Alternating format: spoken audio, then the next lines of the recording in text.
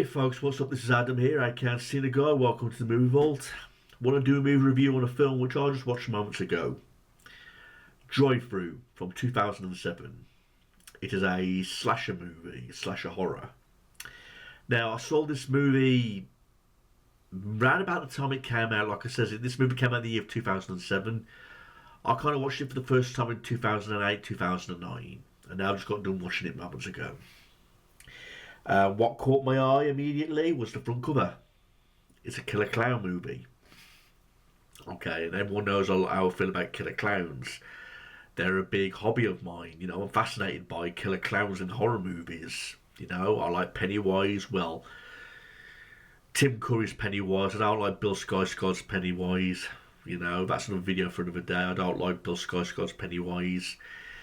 I like killer clowns from outer space. You know, love Killjoy, although people are going to shit on me for that because Killjoy is considered a horrendous piece of shit.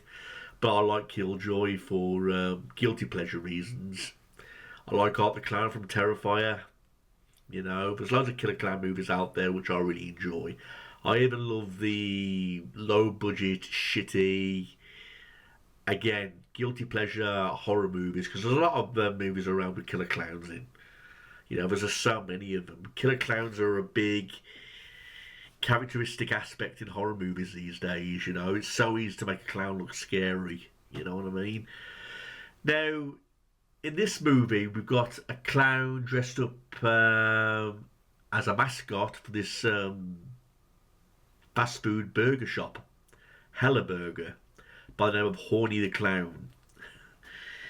Now, Horny the Clown, I think had a lot of potential. You know, I think he had a lot of potential. I love the Horny the Clown character. I mean, he's like this clown with like a big, like this big head, you know, that goes up into like a Ronald McDonald style haircut. And he's got like a speaker for a mouth. And the rest of his body is like this black fiery leather outfit, and he carries a meat cleaver. And he's got like these heavy death metal boots on, you know, that made him look like more of like a gothic type of character. You know, I think the character was cool. I liked Horny the Clown. In fact, the only good time about this movie is when Horny the Clown is on screen. When he's not on screen, the movie kind of is like suckish, because this movie, it isn't the best killer clown movie that I've seen. I don't think it's like the worst killer clown movie I've seen, but it's also not the best either. It's somewhere mediocre in the middle. Because this movie does have its problems, and this movie does have its good aspects as well. Like I say, it's mainly Horny the Clown that saves it. Everything else is kind of suckish, you know, like the characters. The lead role girl who goes by the name of Mackenzie. She's not really that much of an interesting character.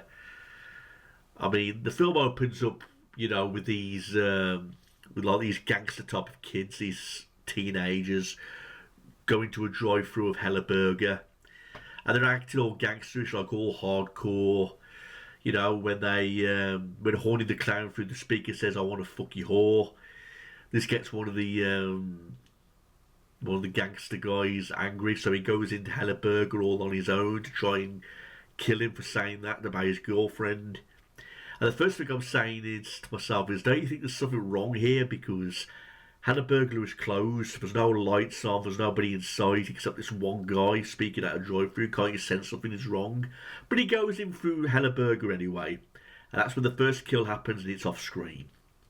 And then when his buddy goes in to try and find him, he finds his friend with his face in the fryer. And some good little gore effects, because when his face comes out the fryer, his face like melts off. And then Horny the Clown comes up with his cheesy one-liners like this employee of the month is going to fuck you up, and he stabs him to fucking bits. And the killings are okay in this film. I mean, man, it's done by off-screen as some aftermath, but there is some scenes in this movie where you do see some killings, and they're actually quite gory. I'll give them that. Man, it's CGI, but some of the typical things that you would see in a 2007 slasher movie. Because there was something about that generation of movies that really had like a charm to it. Like, you could tell it was made in the year early 2000s and all that kind of stuff, you know. But it had like a 2000 charm to it, you know, with all the kills being done in CGI, mainly off screen.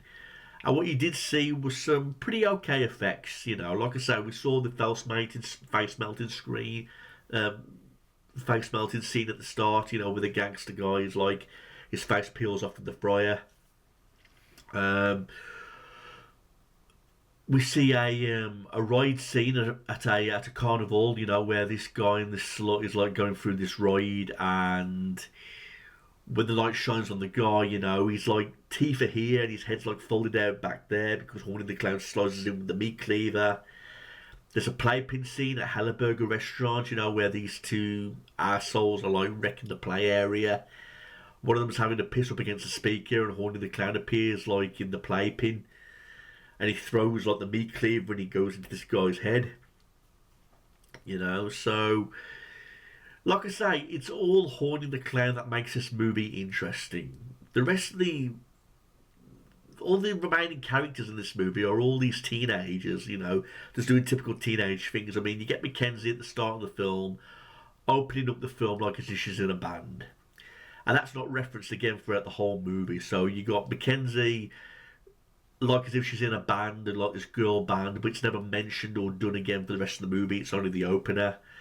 There's like all these drunken teenagers at a party having sex in the swimming pools and all that kind of shit, listening to loud music, getting pissed and high off their minds. I didn't care for the boyfriend of Mackenzie. You know, he was a bit of a weirdo. I mean, and the fact that he wants to have sex with Mackenzie, but the thing is she's underage. And she's like, he's all like, when am I going to tap that barely legal ass of hers and all that kind of shit? And I'm thinking to myself, why should I care about this guy? You know what I mean? He seems like a total douche. I mean, like, all he wants to do is fuck Mackenzie, and she's underage. You know what I mean?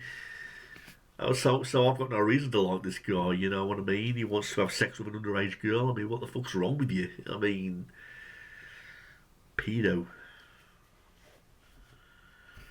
So he's one character that I do hope comes to his demise with Horny the Clown. You know what I mean?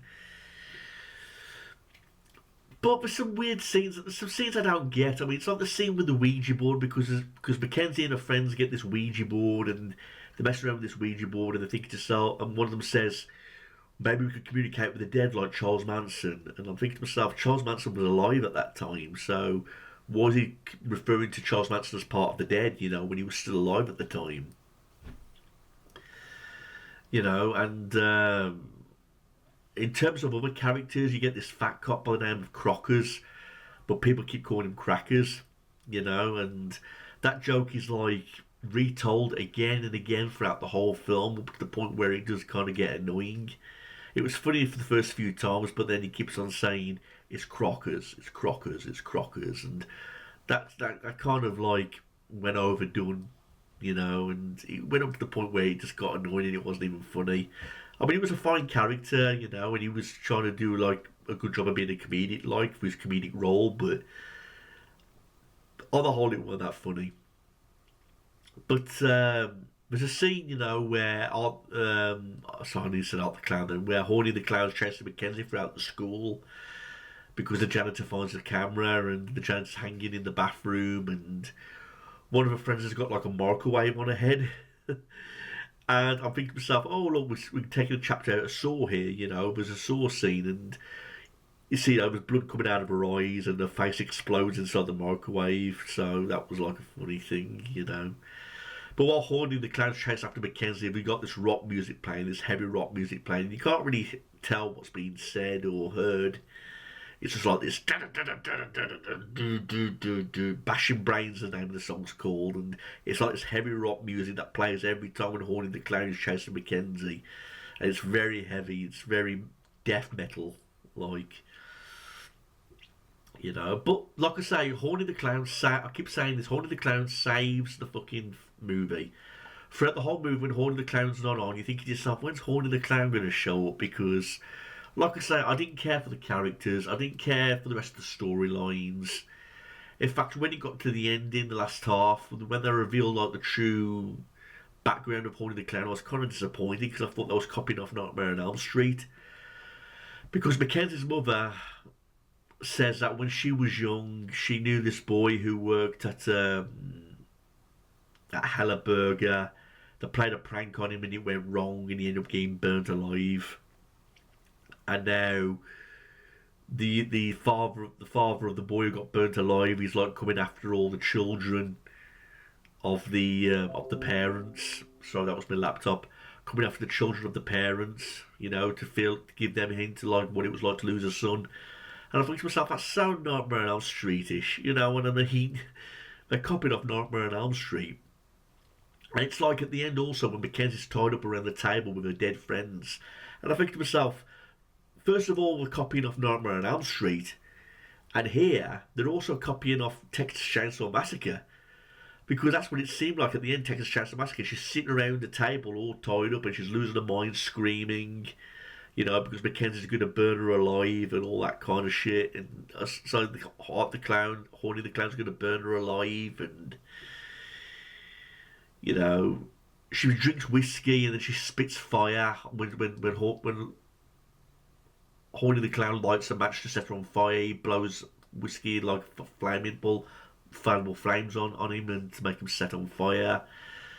And again, it was like a sort of a disappointing ending, So this movie is kind of suckish, you know what I mean?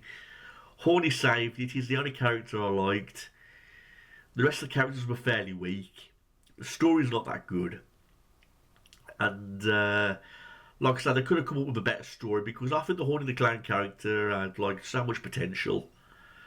So much potential. I mean, they did leave it open for a sequel because Crockers was ordering the drive-thru and Horny the Clown jumps on the roof of the car and then the credits roll. But due to the poor reception, I don't blame them for not making a sequel to this movie. You know what I mean? It was alright for shits and giggles, I suppose. But like I say, you would not watch this movie for any other character than Horny the Clown. And like I say, it's a cool-looking clown, He's got like this big head, with a speaker. Sometimes you can't tell what he's saying, which normally is the case because sometimes you can't hear what's happening through a speaker. But he's got like this speaker mouth, this huge metal meat cleaver, and like this fiery leather suit, sort of like a fireman would wear in a stripper, a stripper stroke fireman, leathery outfit. Cool outfit, and a cool character. Music is okay. Bashing Brains, the music, you can find it on YouTube. It fits Horny the Clown perfectly, he's tracing Mackenzie through the school. But straight away I was just like bummed, towards like the end of the film, where they did like the background story of Horny the Clown. Where it's like the father getting revenge. So it's like a rip-off from Nightmare on Elm Street and Texas Chainsaw Massacre at the same time, right at the end. And I think to myself, couldn't you have come up with a better ending story for this? I mean, you're watching this film from start to finish. You're dying to know more about Horny the Clown's background, about why is he doing all these kills, why is he coming after Mackenzie in particular. And it's all because of what the mother did, all them years ago. He's coming after the kids of the parents that did that horrible prank on that kid, and it all went wrong. You know what I mean? So you think to yourself, is that the payoff we get? Really? Couldn't you have come up with a better story than just ripping off and stealing ideas from other horror movies? So it was kind of like a bit of a disappointment outcome, but I didn't hate it. I didn't hate this movie, Drive-Thru. Will I watch it again in the future? Maybe, when I want some guilty pleasure or when I'm like in the mood for a movie like that. You got to be in the right movie for a film like Drive-Thru. All I'm saying is there's better killer clown movies out there. Terrifier is better than this. I even think Killjoy is better than this. But yeah, if you like your killer clown movies, I suppose you could have this as part of your collection. I mean, like I say, it's not shit up to the point where you'd want to piss all over the film.